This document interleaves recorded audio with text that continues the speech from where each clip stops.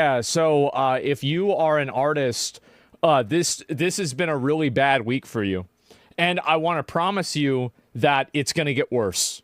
Okay, so if you're an artist and this is upsetting you and you're worried, I want to promise you that it's only going to get worse. This is only the beginning. There will be like man-made horrors beyond the comprehension of the human mind. You don't even know what it's going to be like, right? And I would focus on a career change. Yeah, exactly. And focus like go be a plumber or something like that, right? Hey gang, how are you doing? I wanted to talk a little bit in the vein of Asmongold making a great deal of people angry on the internet, as he is wont to do, in regards to AI art. Since I've worked in games for a quick minute, I figured I'd speak to it on the games front. I think I made my first video a little over a year ago on AI game or AI art in games and how I didn't think it was going to cause a huge amount of layoffs in the industry, and I still think that way, but it will change. So I figured let's go over the various departments. I'm going to do better this video and keeping my microphone closer to my mouth so it's not as, you know, throughout the video. But let's get straight into the games industry. When you're working in one of these companies, when people think, oh, I'm going to go make games for a living, they don't realize that making games for a living means that they basically, you show up and you do what you're told, right? I've had many jobs where I've started and there are cool things that I would love to work on. And I'm told, no, you can't work on that. You need to go help out this other project and do this other, coding tasks that are extremely boring, but bugs need to get fixed.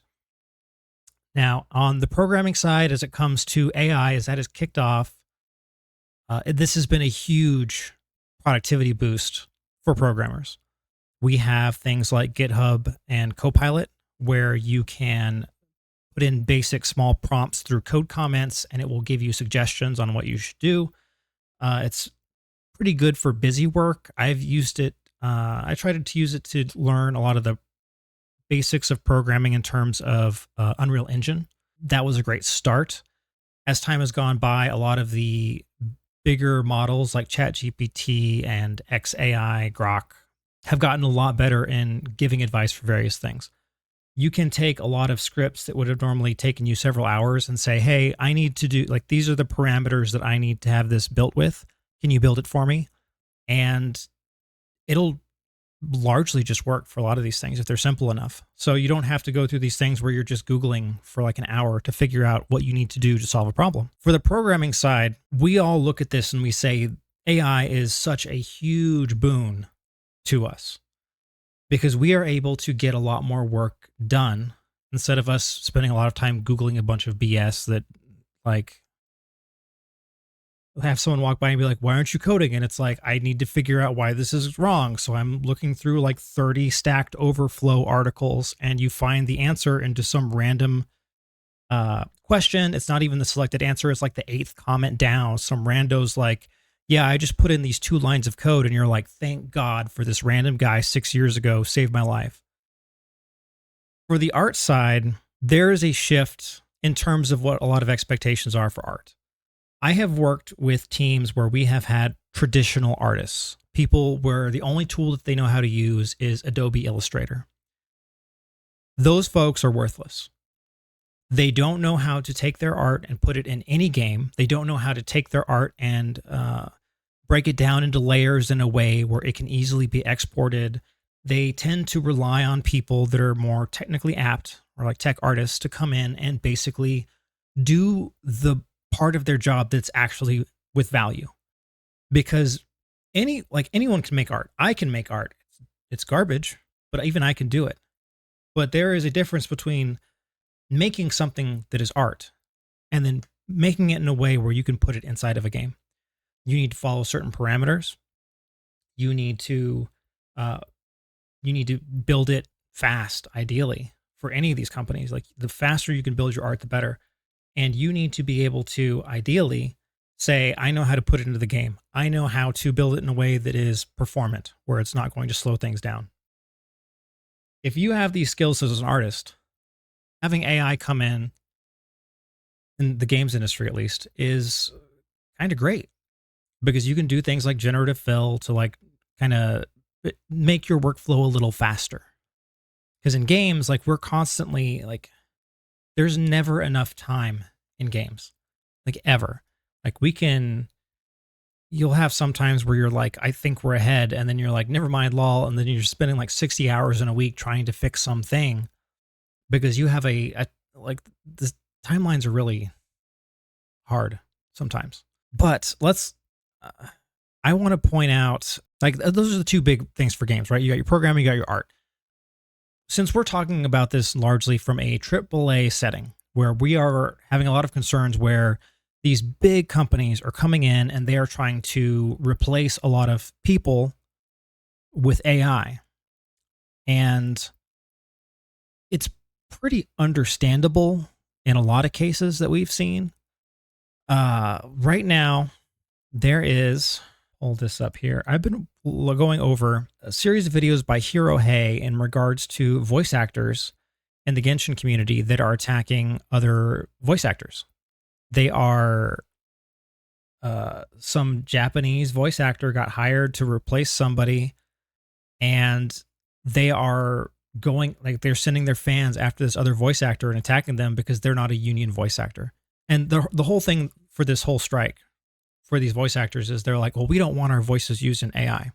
In the terms of voice actors, you can have some very good voice actors. I think the best that we've seen in recent history is the folks from Baldur's Gate 3. They did a fantastic job, and then they were a huge boon to the marketing side of things, where they were going out and they were doing interviews and they were doing a generally fantastic job. But a lot of voice actors, they're not very professional. And in this case, where we're seeing like this series of videos from Hiro Hey, they are insisting like, oh, well, we're striking. We've been striking for 6 months because we're worried about AI art. But the whole thing that their union, SAG-AFTRA, is going after is they are trying to basically make it so that people that aren't part of the union get screwed out of a job so that they have to hire union members. That kind of stuff where you've got a product, a multi-billion-dollar product in terms of Genshin Impact, and you have a series of people that are screwing over your product to screw over other people in their industry. They're actively going after people that aren't even in the same country as them to say, hey, you need to sign our things so that we do work for you. As time goes by, more and more people are going to say, hey, just fire all these voice art like actors. And in terms of all the things to get replaced with AI, VAs are really high up on that list. They're not the highest. The highest is localizers. Localizers are the bane of a great many games, where you have a foreign game that comes in, localizer hops in, and they inject their brand of activism and stupid speech, millennial speak, to just say, oh, look, part of being a localizer is seeing what you can get away with. And they think that they're so cool and it's so fun, and they think they're so interesting, and they are ruining the work of someone else. Localizers, I would say, are the canary in the coal mine kind of deal, where we've got localizers that are just going to be out of a job. I think everyone is going to breathe breathe well. I forget the saying. That doesn't matter. But they're going to be a lot happier once a lot of these localizers lose their jobs. We're all going to say, hey, these people that have bastardized works from Japan in particular are no longer part of this industry. And that's going to be fantastic. I'm sure there's some people that are going to hear that and they're going to be like, actually, no, I loved the bastardization of this particular game because they made this character my particular brand of retarded, and I really like that. That's not how it goes. You do not have the right to change someone else's work to make it your own. Your job as a localizer is to keep all the core concepts in place and just switch them over to a different language. And these people can't do it. I have not seen anyone be really upset about AI stuff unless they're bad at their jobs. Because there are certain jobs where, heck, maybe it's not even they're bad at their jobs. Maybe their job is just so simple it can be just erased really easily. You've got some people that are just bad, in which case, if they can't get work done and they're not good at mastering new tools, then yeah, they're hosed. Uh, I saw this a lot in the Bay, where you'd have some people that were older that learned something like 10 years ago, and they insisted that that was the way things should be done. And they couldn't get any actual work done. They were so bad at anything more modern that you just had to get rid of them. And a big issue with that for a lot of people, like generally these people were older, and there were a lot of ageism claims that you could make in California. So it got to the point where people were just like, look, I don't want to hire someone that's old, because we keep getting these old people in that refuse to learn. And then I say, hey, I need you to learn this new tool, or I need you to do it this certain way. And then it becomes a big deal, because if we need to get rid of them, HR is like, whoa, buddy, they're above like 45. So we need to start being careful about ageism claims. And it'd be like, they're not doing their job. They're not getting any work done. And the whole thing was just, we understand you need to document everything very carefully, because if this person does come back with a lawsuit, we need to have the documentation ready to give it to a lawyer. On the other hand, there are certain jobs that they're shitty jobs is what they are. The biggest great example that I can give you guys is folks that do marketing art and folks that do a lot of the marketing copies, where you're basically sending out an email and you have someone that fills in the text of what goes in the email. Then you have someone that's making art for those emails.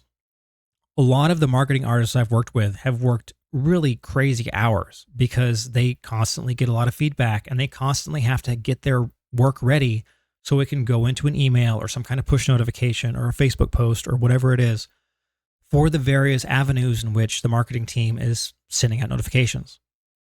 The job sucks. And once that piece of art goes out there, it's done. It's gone forever. We somewhat see it in terms of a lot of live service games right now, where you've got random events where you've just got like some pop up and something's in there. We had Call of Duty, where people were like, oh, this is clearly AI art for this event. But a lot of that art, once it is served its purpose of like being a pop up for like a week, it's thrown away forever. So if you can have one dude write the prompts for something and then just say, hey, here's like 10 copies, pick whichever one you want. In terms of cost, that's way cheaper than having a specific artist and saying, hey, I need you to build out this art piece, and then give them feedback, and then go over and back and forth to try and get what you want. And you can say, oh, well, that's still BS. They should just hire a person. Dude, these AAA places, look at how many people that they hire, and look at how little they're able to get done. Assassin's Creed Shadows had credits that lasted over 2 hours. They have been doing nothing but hiring people. And the more people you hire, the harder it is to manage, the harder it is to actually get work done. So for a lot of these companies that are in this spot where they have scaled themselves up to a point where they're hardly able to get any work done, they are looking for any way possible to offload and speed things up. So we want the actual people to get work done, to get the worthwhile work done. And then we need a lot of this, busy work to get moved out and into something fast. And with also a lot of these big companies have been filled to the brim with activists in certain roles.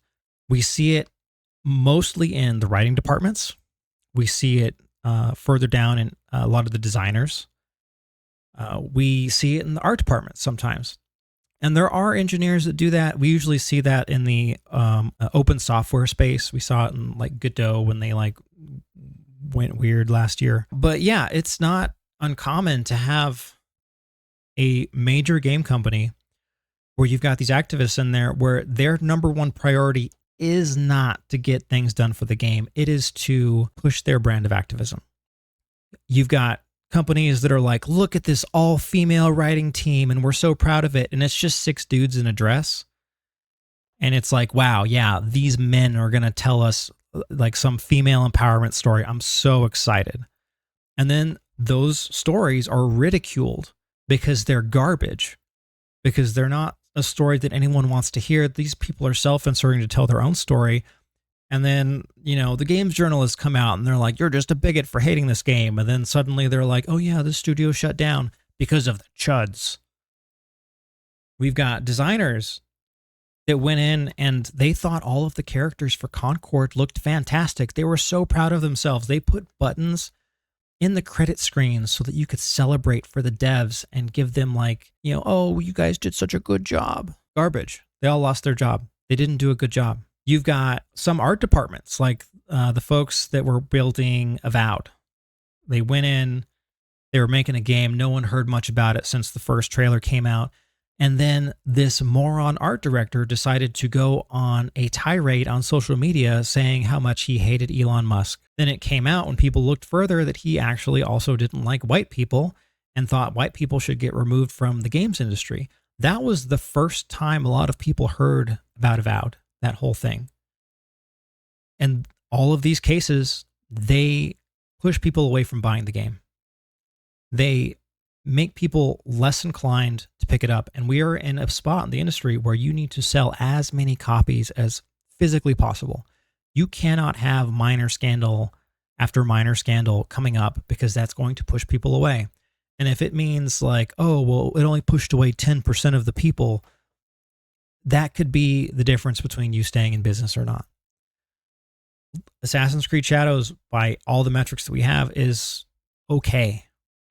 It's got 3 million players, which isn't sales, but it's also got a very robust in-app purchase pipeline where they're trying to funnel people into. Think of how much higher those numbers would be if they didn't do a parade of insults to people and have activists taking over. And it could have been a perfectly fine game. No one would have thought much about it. They would have just been like, yeah, it's pretty mid. But you had a lot of attention get put on this game because you had activists that were like, you know what was going to make people really proud of us as a company? If we throw Yasuke in there and then, but they're going to love us. And what actually happened is it caused this culture war thing where a lot of people were jumping out to defend Ubisoft, a multi-billion-dollar company, and attack people. It pushed people away from the game. They got a lot of coverage in certain venues. And we don't know how many sales that cost Assassin's Creed Shadows, but it did cost them sales. People weren't looking at this and saying, oh, you know what? Yeah, I want to definitely spend $70 to be on the right side of the culture war to them. More likely than not, you've got people that are just like, hey, this is messed up. I don't like this for whatever reason. If I get it later, I'll get it on a deep discount. And for them, you still get a sale, but you get less money from those people. So when these major companies see these kinds of actions, they're going to say, what are some ways that we can fix this? And you are going to have some companies that are going to try to replace wholesale certain positions with AI, starting with localization, VAs to some extent. I think the easiest low-hanging fruit for a lot of these VA positions is a lot of the NPCs. For the main characters, I don't think we're there even close. I think a great example of why a lot of AI isn't going to be able to simply take things over is the word bow, which is also bow. So I'll go to the bow of the ship or bow to this person or pick up your bow. You need certain contexts to actually be communicated when you are making this text. So for a lot of English is complex. So you can't just be like, here, read the script. Everything's fine, because a lot of that script is contextual and it's just not there yet. It'll get there. It's gonna get a lot better. I think as much as a lot of people were going to come out and they're going to say, well, I won't support any of this AI stuff. If everyone starts using it for these big companies, people are still going to get it. Even if some people are like, I refuse to touch this for whatever. If the game is good, the game is good. The issue right now with a lot of AAAs is the game is not good. They've got a lot of people that don't know what they're doing in a lot of these positions, and it's costing them tens of millions of dollars, a year. Sometimes, for the bigger places, $10 million a month, just to keep the lights on. all that AAA stuff aside, like we're currently in a spot where AAA is laying off a lot of people. It cannot sustain itself at its current numbers. Again, Assassin's Creed Shadows, 2-hour long credits. That is a tremendous number of people that you need to keep on staff and pay for a mediocre video game. We're going to continue to see declines in AAA. They're just so much stuff coming out of the Western games industry is just unappetizing. And they spend a lot of money making these like titles that really no one cares about. Eastern games industry is doing pretty good. Tencent slowly taking over Ubisoft, trying to get their IP. And as the West is slowly decaying in terms of its AAA space, a lot of people are going to have to migrate into the indie space or a lot of smaller studios, because independent game studios are where your creativity is going to be at. For these big AAA companies, they are first and foremost generally public companies. And for a public company, their job is to make the stock price go higher. Their job is not to pay people well. It is not to keep your job secure. It is not to do any of the things that you think that a company should do. If you want to get trained, most of these places don't care about training you. You need to worry about training yourself. It is just not in the cards for like any company anymore to actually spend time training people. You may get like training courses here and there. A lot of places are like, hey, we will provide you like so many hours or credits to certain programs if you want to use them on your time. If you are coming into the game space and you think you are going to get the opportunity to get like special training to better yourself, that is just not how this industry works. You need to spend your time to improve yourself. And if you do spend your time to improve yourself, you're not going to worry about a lot of this AI stuff because you're going to have a lot more skills. And if you have those skills, you're going to be able to not only work at these bigger places, but you're also going to be able to make your own work on the side. It is easier than ever to make games. You can, as a solo person, build something, even if it's not great. There is no excuse anymore where you can be like there are off-the-shelf engines that you can use of various like levels for the kinds of games that you want. If you can make just basic pixel art, you can build something. And if you've got a cool idea, there will be people that are willing to buy it as long as it's a polished product. There is no excuse for someone to say, oh, well, I would have made it except X, Y, and Z. And there are a lot of people that love to make excuses. They love to say, well, I would have been able to do this if not for X. For the game space, if you want to make games, make games. You don't have to work in the games industry in some big job. You can just do your regular day job, but in the evenings work on something. There's plenty of tutorials. I suggest you look into AI as necessary to help you out because it is a productivity tool first and foremost. And if you're going to say, whether you're in the indie space or in AAA or AA, whatever, if you're going to say, I'm not going to touch any of this AI stuff because whatever reason that you have, you are reducing your productivity. If you are working in the AAA space or one of these, any game company where it's like more officially built and you've got people around you that are way more productive than you, then they're going to use that as a contrast. They're going to say, oh, this person's doing a lot of good work. You're not. Why aren't you doing work? And if your response is, I refuse to use the productivity tool, they're going to let you go. If they keep someone on that is a poor performer, all that does is it gets other people to perform less. No one wants to work around someone that doesn't get stuff done. On the other hand, in the indie space, you only have so much time where you feel like you are able to create. If you're working on a game on the side and you have like a hard week, maybe you've got like 4 to 6 hours on the weekend where you feel like you can get something done. And you need all the productivity tools that you have at your disposal to get something done. Because if you're going to do a task and that task is 6 hours, but it could be 3 hours if you just, get some help from AI, whether it's asking questions to ChatGPT or saying, hey, Grok, I need this code to work. This is what it's going on. How do I fix it? These are all options you have on the table. A lot of the AI art where you're like can you give me this from a tool? It generally sucks. I think that's where a lot of people think of like the AI art stuff, where it's like, oh, you're going to put text into a prompt and you're going to get this thing out. Most of it's not very good. And for the 2D stuff, it's not layered correctly. So you still got to put work into it. We're going to lose people in the bigger game space, with AAA especially. A lot of those folks are going to move into smaller studios. I don't think AI is going to come and take a lot of people's jobs away. But if you are working a job right now and you think AI could take it away, just think about it. And like big ones I talked about already were marketing stuff.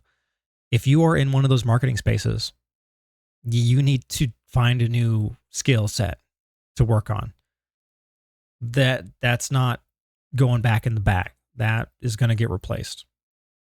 And if there is a job where, if you're working any job where it's just like, oh yeah, AI could just replace me, then there are a lot of jobs that are really hard to do. And if someone's like, oh yeah, we have to have this person on staff, paying them salary and benefits for some really mundane task, no one wants that. And if that means that you need to switch to a different job, that's what it's going to have to be. That is always how it is with any kind of industry when things change. Like, people didn't lose their minds when we switched over to cars and it was like, oh no, all the horses and, you know, folks that drive the horses, like, they lose their jobs. Everyone was just like, wow, this is so much easier. I've got a car. Car sucked, but you know, better than horses where they were just like crapping all over the streets. Like, that was a big issue in like a lot of these cities where horses were just pooping everywhere. And then suddenly cars were a thing and they were like, oh, we don't have to have, like, this fixes the issue. It's not this huge sanitary issue where people are getting very sick because there's poop everywhere. I mean, in these cities, there's still poop everywhere now. It's just, it's humans now because they just let the homeless do whatever they want. But yeah, indie space is great. That's what's going to save a lot of the games industry. These bigger companies, a lot of these companies are already dead. It's just a matter of time. Yeah, if you disagree with something and you think I've got it wrong, feel free to like toss a comment in. I'll respond if I see it. It's been busy on my end lately. But yeah, that's all I got for this right now. Thank you for your time, and I hope to see you again in a future video. Farewell.